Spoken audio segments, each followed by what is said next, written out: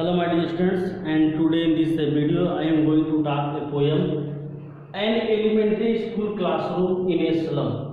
It is a very great poem, An Elementary School Classroom. Elementary मतलब होता है एक प्राथमिक विद्यालय. An elementary school classroom in a slum, एक प्राथमिक विद्यालय, और वो भी कहाँ पे है? एक स्लम एरिया में है.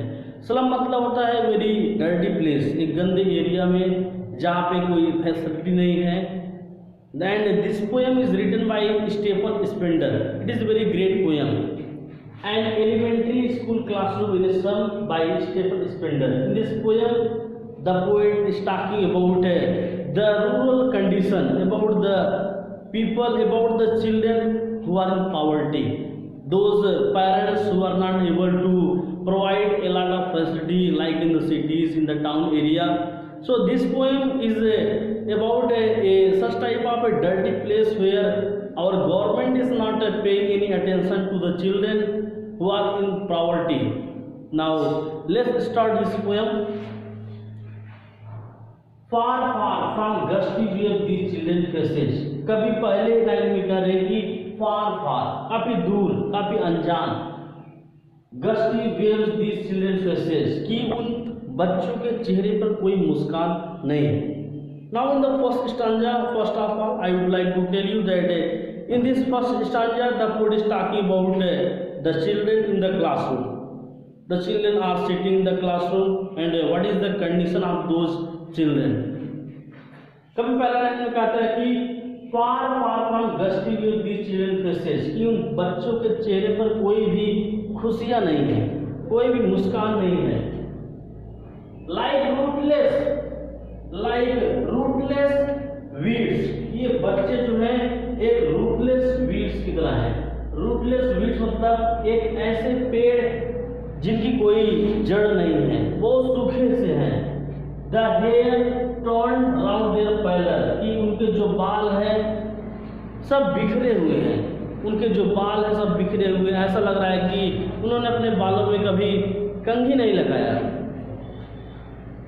That like rootless weeds, कि वे weeds की तरह है, एक ऐसे जड़ की तरह है जो रूटलेस है, एक ऐसे पेड़ की तरह जो रूटलेस है, बिना जड़ की. The hair torn down their pallor, और उनके जो बाल हैं, torn down मतलब बिखरे हुए हैं, pallor मतलब पीले से फेस पर, उनके पीले से चेहरे पर उनके बाल बिखरे हुए हैं. The tall girl, और उस क्लासरूम में एक लंबी सी लड़की है. With her weight down head, कि उस क्लासरूम में एक लड़की है जो अपने सिर को झुकाए हुए है. ऐसा लग रहा है कि पूरे संसार का बोझ जो है उसके कंधे पर आ गया है. ऐसा लग रहा है कि बहुत ज़्यादा निराश है वो बच्ची. एक लंबी सी लड़की है जो अपने सिर को झुकाई हुई है. And the paper saving boy, यहाँ पे कभी जो है मेटाफर का यूज किया है. The poet is using metaphor that a boy is compared to like a paper, कि एक लड़का है जो बहुत ज़्यादा पतला सा है, एक पेपर की तरह एक लड़का है. with rat's eyes, कि with rat's eyes मतलब उसकी आंखें जो है चूहों जैसी है. the stern unlucky hair, और उस बच्चे ने अपने माता पिता से उत्तराधिकार में उनको कुछ नहीं मिला. आप ट्विस्टेड बोन मिले हैं, गठिया जैसी बीमारी मिली है. रिसाइटिंग फादर ब्लड डिजीज, कि रिसाइटिंग मतलब वर्णन करते हुए, वो लड़का बताता है कि उसने अपने माता पिता से कुछ भी नहीं पाया, केवल गठिया जैसी बीमारी पाया है. And his lesson from his desk, और वह जो है बेंच पे बैठ करके अपने लेसन को पूरा कर रहा है. तो इस तरह से इस फर्स्ट स्टैंजा में कभी आपको बताने का प्रयास कर रहे हैं कि that in this first stanza he is talking about the children in the classroom, that the children are sitting in the classroom. There is a tall girl with her bend head, and there is a boy, and he compared the boy like a paper seeming boy, means इतना दुबला पतला लड़का है जैसे paper, एक कागज की तरह दुबला पतला लड़का है, और उसकी आंखें जैसे चूहे जैसी आंखें. तो इस तरह से लगातार कंपेरिजन कर रहे हैं कि विथ रैट्स आईज, उसकी आंखें जो है चूहे जैसी है. द स्टर्न अनलकी हेयर, कि उस लड़कों ने उस बच्चे में जो गरीबी में पैदा हुए, उन्होंने अपने माता पिता से उत्तराधिकार में कुछ नहीं मिला उनको, केवल बीमारी मिली है। गोनोरिया डिजीज इस तरह से एक बीमारी है। ट्विस्टेड बोन, गठिया जैसी बीमारी। रिसाइटिंग मतलब होता है वर्णन करते हैं कि किस तरह से वो बताता है कि फादर जॉन डिजीज, उसने अपने माता पिता से केवल गठिया जैसी बीमारी पाई है। हिज लेसन प्रॉमिस डेज, और वो बच्चा अपने लेसन को पढ़ रहा है at back of the dim class, कि क्लास में बैठा हुआ है। And what is the condition of the class? The class is very dim, it is very dark place, कि एक अंधेरे में वो लड़का बैठ करके अपने लेसन को पढ़ रहा है। One unnoted sweet young, his young, कि एक लड़का है जिस पर कोई ध्यान नहीं दे रहा है, अननोटेड है। His eyes lives in a dream, ऐसा लग रहा है तो कोई स्वप्न देख रहा हो। आप स्क्वायरल गेम, कि किसी गिलहरी के खेल का। इन ए ट्री रूम, की किस तरह से गिलहरी एक पेड़ पर के खेल रही है। अदर देन दिस, या कुछ अन्य खेल खेल रहा है। तो इस तरह से पहले स्टैंडर्ड में कभी हमको बात बताते about the children in the classroom. अब हम बात करेंगे now second standard. Also cream walls, कि उन भद्दी सी दीवारों पर।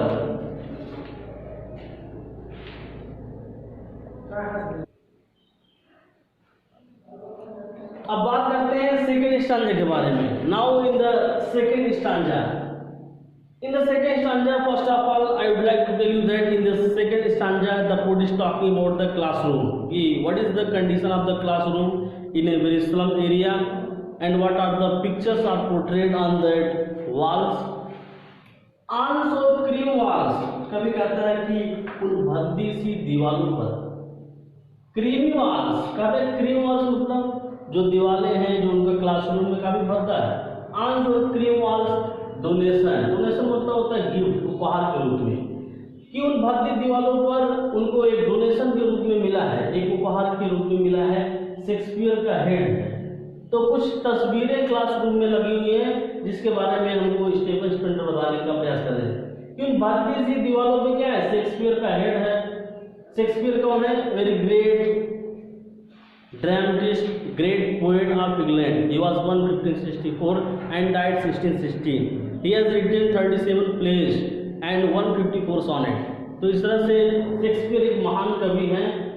तो कवि कहता है कि उन भद्दी सी दीवारों पर शेक्सपियर का हेड लगा हुआ है। क्लाउडलेस एट डॉन, और जो सुबह की तस्वीर होती है वो भी क्लासरूम में लगा हुआ है। सिविलाइज्ड डोम है, एक अच्छे गुंबद हैं। राइडिंग ऑल सिटीज, और बहुत सारे शहर को दिखाया गया है उस तस्वीर में।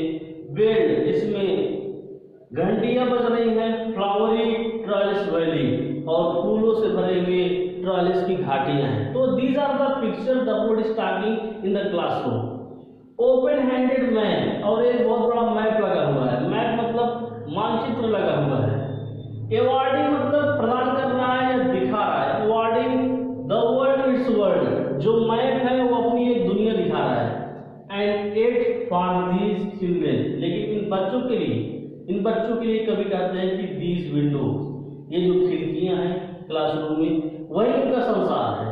एंड नॉट दिस मैन, ये मैप उनका संसार नहीं, देयर वर्ल्ड, कि उन बच्चों के लिए जो खिड़कियां हैं यही खिड़कियां हैं उनके लिए संसार है। मैप उनके लिए उनका संसार नहीं है। Where are their future painted with a fog, कि जहाँ भी उनका पूरा भविष्य, उन बच्चों का जो भविष्य है वो कोहरे से ढका हुआ है।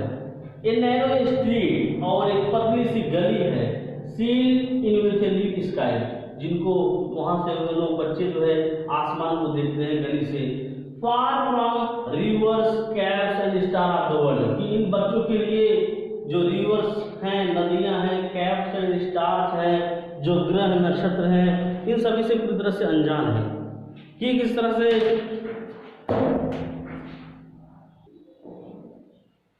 अब हम बात करेंगे थर्ड स्टैंजा के बारे में। Now we shall discuss about the third stanza, that surely Shakespeare is weaked. वास्तव में देखा जाए कि जो शेक्सपियर की तस्वीर लगी हुई क्लासरूम में, जैसा कि सेकेंड स्टैंजा में आपको बताया गया about the pictures in the classroom, कि क्लासरूम में किस तरह से तस्वीरें लगी हैं, शेक्सपियर का हेड है, उसके बाद मैप्स हैं और बहुत सारी तस्वीरें लगी हुई हैं। तो कभी यहाँ पे बात करते हैं what is the importance of this picture, कि इन सभी तस्वीरों का क्या इम्पोर्टेंस है। श्योरली शेक्सपियर इज वीक्ड, वास्तव में देखा जाए तो बच्चों के लिए शेक्सपियर का तस्वीर किसी काम का नहीं है। श्योरली शेक्सपियर इज वीक्ड, कि वास्तव में शेक्सपियर उनके लिए सब बेकार की चीज है। क्यों बेकार की चीज है? Because Shakespeare he was a great dramatist, a great सोनेटियर, a great poet. Shakespeare ने केवल अपने नाटक में केवल राजाओं के बारे में लिखा, महाराजाओं के बारे में लिखा, राजकुमारों के बारे में लिखा। उन्होंने गरीबों के बारे में, गरीब बच्चों के बारे में नहीं लिखा। इसलिए शेक्सपियर का जो तस्वीर है क्लासरूम में वो क्या दर्शाता है कि बेकार की चीज़ है, क्योंकि उन्होंने जो केवल राजाओं महाराजाओं के बारे में, राजकुमारों के बारे में, रानियों के बारे में लिखा। जैसे कि हैमलेट शेक्सपियर का एक प्ले है जिसमें वो बात करते हैं about the Hamlet was a great king of Denmark and prince of Denmark and King Lear and Macbeth, over ambitious man, and he is talking about as you like it. There are many great plays of Shakespeare. तो कभी कहते हैं कि surely Shakespeare is weak, वास्तव में देखा जाए Shakespeare के लिए दुष्ट है, बेकार है। दी मैप ए बैड एग्जाम्पल, और मैप भी क्या है? एक बहुत बुरा उदाहरण है।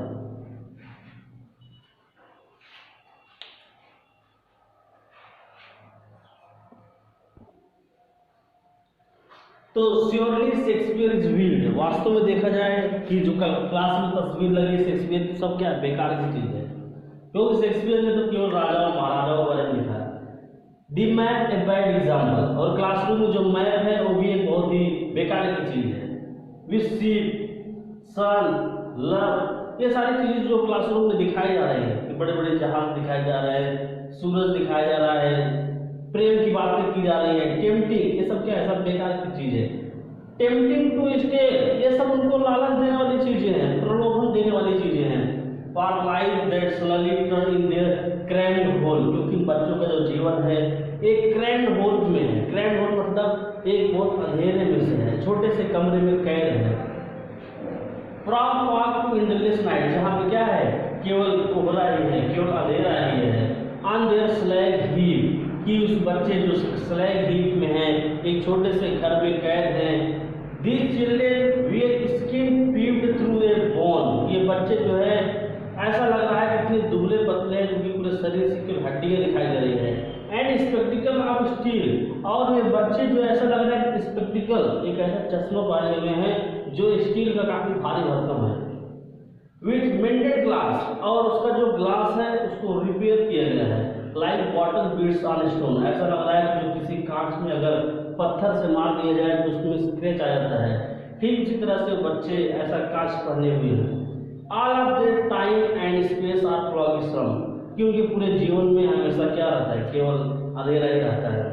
सो ब्लॉट देयर मैप, इसलिए बच्चों के लिए जो मानचित्र है वो सब बेकार की चीज है। Which love as big as doom, कि ये जो बच्चों के लिए जो मैप है सब एकदम बेकार की चीज है। Now third last stanza, unless governor inspector visitor, कभी कहता है जब तक कि कोई गवर्नर इंस्पेक्टर विजिटर, जब तक कि वहाँ पे कोई देखने वाला उस स्कूल में जो कर्मचारी है अगर कोई वहाँ पे नहीं आता है, this map become their window, तब तक ये जो खिड़कियाँ ही उनका मैप होंगी। कभी कहता है कि जब तक कोई अधिकारी उस स्कूल में देखने नहीं आता है तब तक ये जो खिड़कियाँ हैं ये उनके लिए मैप है। And these Windows that shut upon their life, और ये जो खिड़कियाँ हैं इस तरह से उनके जीवन को बंद किए हुए हैं। लाइक कैटाकॉम, एक कैटाकॉम भी है। कैटाकॉम मतलब और तहखाना, जिस तरह से मुर्दे को तहखाने में बंद कर दिया जाता है, ठीक उसी तरह से एक बार फिर से सिमिली का प्रयोग किए हैं पोएट कि किस तरह से उनके जीवन को जो है तहखाने से किया गया है। एंड ब्रेक ओ ब्रेक, कभी कहता है कि तोड़ो, break o break, open till they break the town, कभी कहता है कि इन बंधनों को तोड़ो, इन जो छोटे छोटे समस्याएं हैं, जो बंधन है उसको तोड़ने के लिए कह रहा है। And show the children green field, और बच्चों को भी हरे भरे मैदान दिखाओ। And make their world run ajar uncold sand, और बच्चों को भी सुनहरे रेत दिखाओ, उस हरे भरे मैदान को दिखाओ।